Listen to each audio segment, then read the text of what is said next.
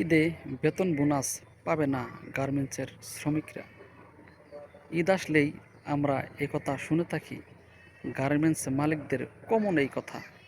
Garments মালিকরা প্রতি বছরই একথা বলে থাকে, যদি সরকারে আমাদেরকে সহজ কিস্তিতে লোন না দেয়, আমরা গার্মেন্টসের শ্রমিকদেরকে বেতন বোনাস দিতে পারবো না। গার্মেন্টস মালিকরা, আপনারা প্রতি বছর যে ইনকাম করেন সেই টাকাগুলো কোথায় যায়, কি করেন আপনারা?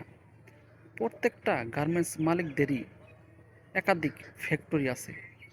আপনারা গার্মেন্টসের শ্রমিকদেরকে কত টাকা বেতন দেন? সর্বোচ্চ 17,400 টাকা আপনারা বেতন দিয়ে থাকেন। বিনিময়ে প্রত্যেকটা গার্মেন্টসের শ্রমিকদের কাছ থেকে আপনারা সর্বনিম্ন 50,000 টাকা ইনকাম করেন।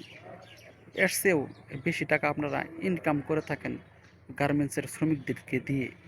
অথচ আপনারা প্রতি বছরই আপনারা এই কথা বলে থাকেন, সরকার যদি আমাদেরকে সহযোগিতা না করে, সরকার যদি আমাদেরকে সহজ কিস্তিতে লোন না দেয়, আমরা শ্রমিকদেরকে বেতন বোনাস দিতে পারবো না। আপনারা সরকারকে আপনারা বেকায়দা ফেলান এই কথা বলে। সরকারকে আপনারা জিম্মি করে রাখছেন আপনারা ব্যবসায়ীরা।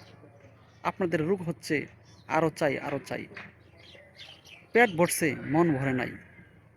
এত টাকা দিয়ে আপনারা কি করবেন? জয় হোক মানবতার, আল্লাহ মহান।